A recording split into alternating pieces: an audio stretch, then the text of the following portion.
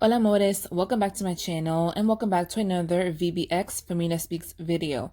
Now this topic was requested to me by one of my Cuban subscribers and it is on white versus black Cubans and the racial dynamic between both. Now unlike some of my previous videos, I wasn't able to go around and ask Cubans opinions on this because honestly I don't really know any Cubans. So for this video, I decided to take more of a historical approach to the issue.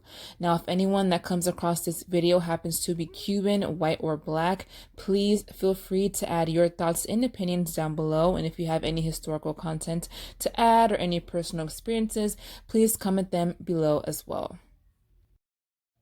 Following the widespread decimation of the native people of the island, Cuba would become repopulated by two distinct groups, the European colonizer and the African slave.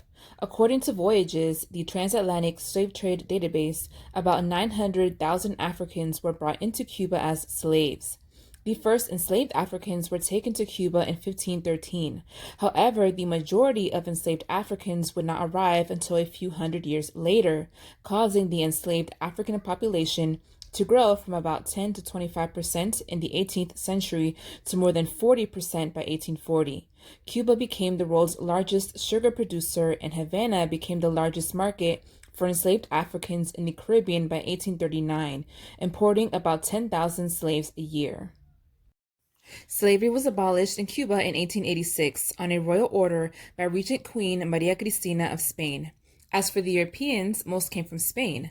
During the 18th, 19th, and early part of the 20th century, large waves of Canary Islanders, Galicians, Austrians, and Catalans immigrated from Spain to Cuba.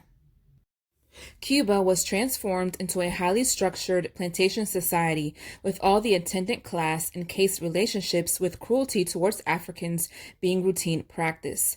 Cuba was also the last Caribbean territory to abolish slavery. It is in this context that the continued slave resistance is intricately interwoven into the struggle for Cuban independence and will later continue to inspire and contribute to the Cuban Revolution.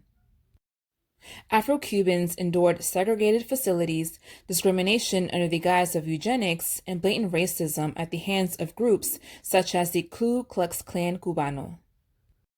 In 1900, following Cuba's independence from Spain, both American occupying forces and white Cuban elites worked together to maintain white supremacy in Cuba. The U.S. military administration in Cuba insisted on the racial segregation of Cuban military and police forces. Therefore, segregational practices under Jim Crow in the American South were replicated in part by American authorities in Cuba. U.S. troops were still segregated, including those same troops that helped to oust the Spanish from Cuba. In 1902, an immigration law banned black immigration to Cuba from neighboring Jamaica and Haiti, and at the same time, immigration from Spain was encouraged to offset the high ratio of blacks to whites in Cuba in what is known as whitening. As a result, as many as 600,000 Spaniards immigrated to Cuba.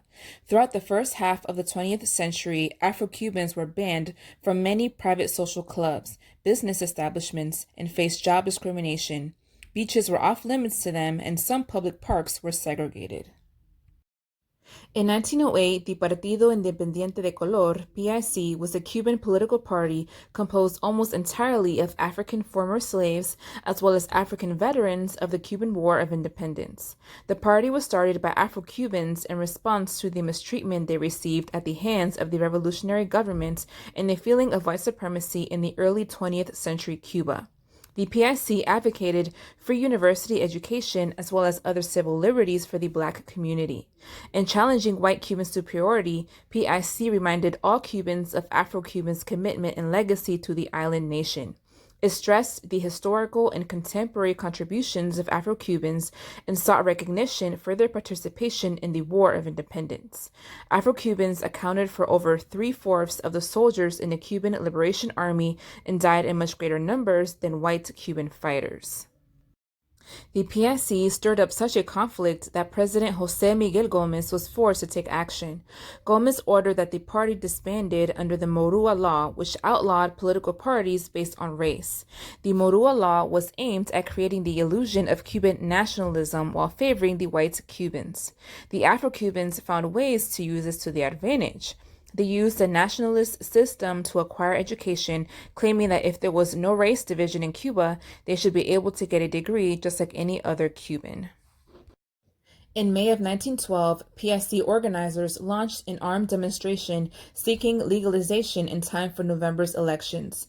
Government forces, fearing an all-out race war and hoping to rid it of a prominent political adversary, subsequently launched an armed campaign against the party, massacring an estimated 6,000 Afro-Cubans.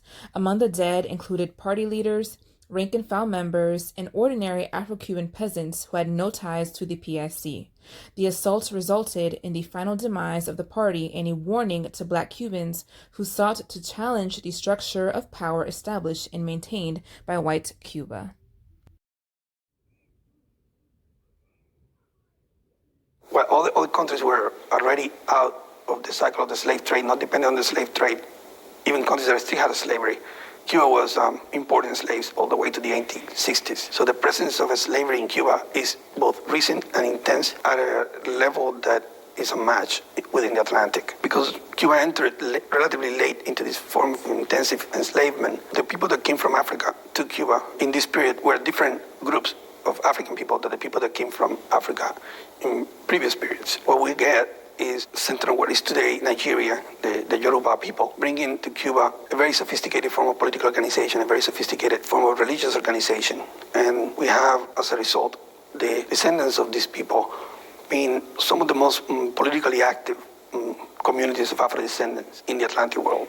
And they participated massively in the wars of Cuban independence as soldiers and generals in the armies that were essential for Cuban independence. And that is what also explains why race relations in 20th century Cuba are so complex, because the activism of the Afro-Cuban population have made them an important part of modern citizenship in Cuba.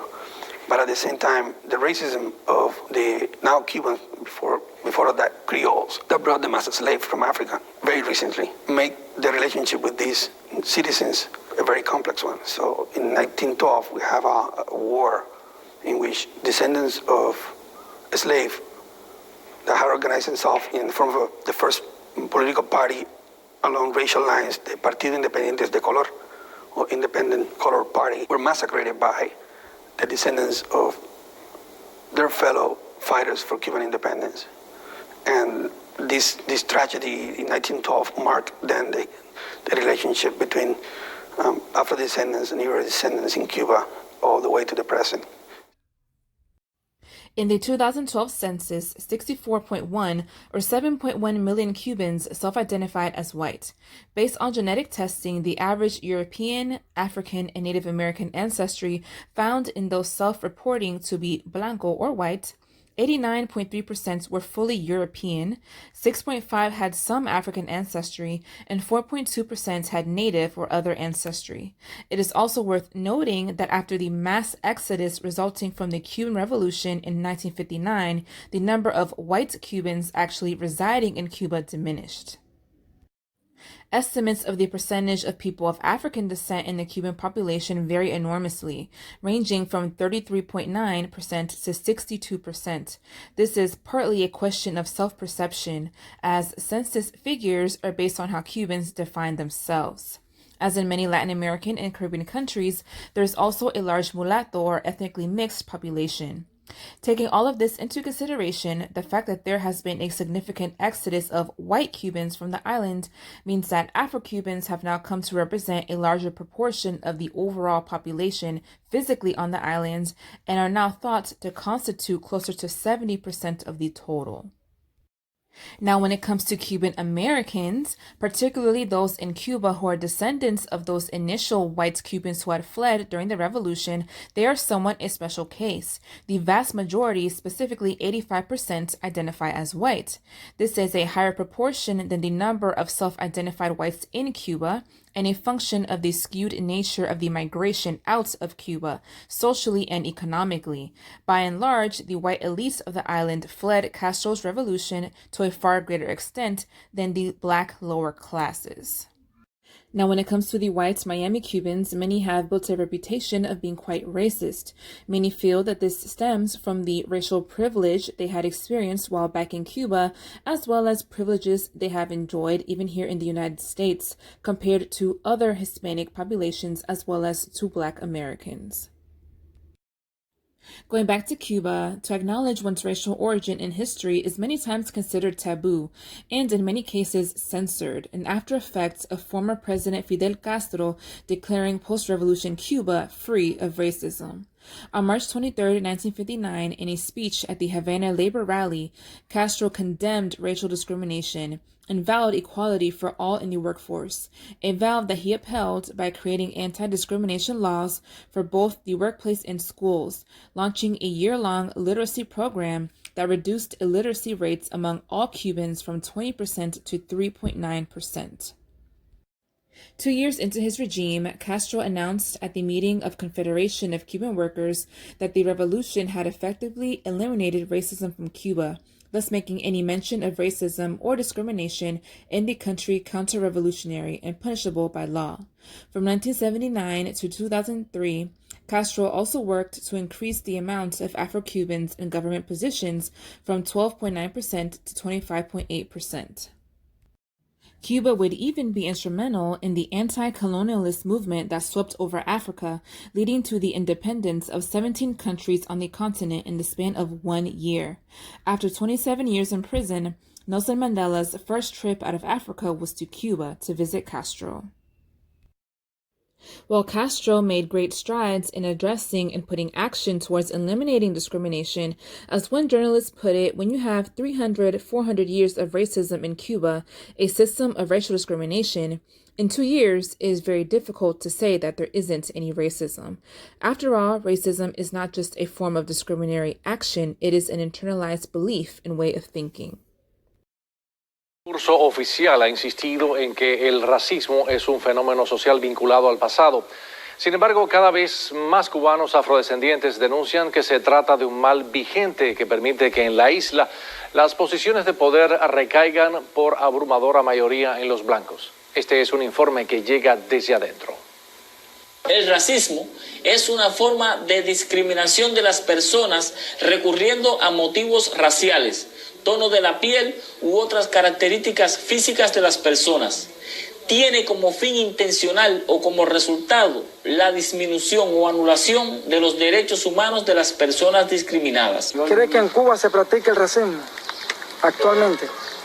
Sí, cómo no. Sí, creo en eso. Yo en pequeñas cosas, de que sí existe, pero que con esa fuerza que existía antes, yo creo que no, pero de que existe. Todos somos iguales, lo único que nos diferencia es simplemente nada más el color, pero bueno, que todo el mundo tiene el mismo derecho de todo, la sangre corre por la misma vena. Arraigado a viejas prácticas donde las personas de color negra han vivido víctimas de exclusión social, el racismo conserva aún en la isla un hábito que mantiene a los negros bajo el dedo acusador como si fuera un extraño o sencillamente no le correspondiera el lugar que le ha tocado. El racismo es una injusticia. La persona racista no tiene cabida en el mundo. En Cuba existen organizaciones defensoras de los derechos humanos que tienen como objetivo velar por las prácticas raciales. Precisamente, uno de los puntos que señalan estos activistas es que las posiciones de poder en la isla recaen mayoritariamente en los blancos. Yo opino sobre el racismo de que es algo que ha venido tratándose hace mucho tiempo y que eso todavía no ha podido abolirse. Race is possibly the most difficult and least understood issue in contemporary Cuba. Many Cubans don't even want to hear it brought up in conversation, and when it is, reactions are still unpredictable, covering a wide range of attitudes that go from negation and cynicism to denial and disinterest. Racism has historically been seen as a decisive topic, so there is very little effort to address it on a societal level. While there are racially conscious Black and mixed-race Cubans, they have had to wait too long for any kind of public debate on the subject. According to journalist Esteban Morales Dominguez, in order to have a more realistic attitude about the different racial groups, social inequalities, and the reality of race in Cuba today, it is essential to keep in mind the diverse contributions of different groups at distinct points in Cuban history. The truth is, some of us came as colonizers, whites, and others as slaves. Cuban activist Norberto Mesa Carbonell states, organizations of Black people have often been repressed, accused of being racist. Blacks have had little chance to form a positive identity. You can see it in this idea of adelantar, or moving forward, which means marrying a white person, getting rid of Blackness. This whitening ideal limits the extent to which people can identify with their racial condition. It makes it difficult to confront the most serious racial problems today, which are about Blacks being excluded from well-paid positions in the Cuban economy. Blacks in Cuba know that whenever you raise race in Cuba, you go to jail. Therefore, the struggle in Cuba is different. There cannot be a civil rights movement. You will have instantly 10,000 Black people dead. While the possibility of large-scale discourse on the subject of race in Cuba seems nearly impossible, there is some glimmer of hope among Cubans living abroad, who have taken the initiative to start to discuss the racial inequalities of their beloved island, with the hope of touching the minds and hearts of their fellow Cubans. And with that being said, that concludes this video. I hope that you guys enjoyed it. Please leave your thoughts and opinions down below, and I'll see you all next time. Bye.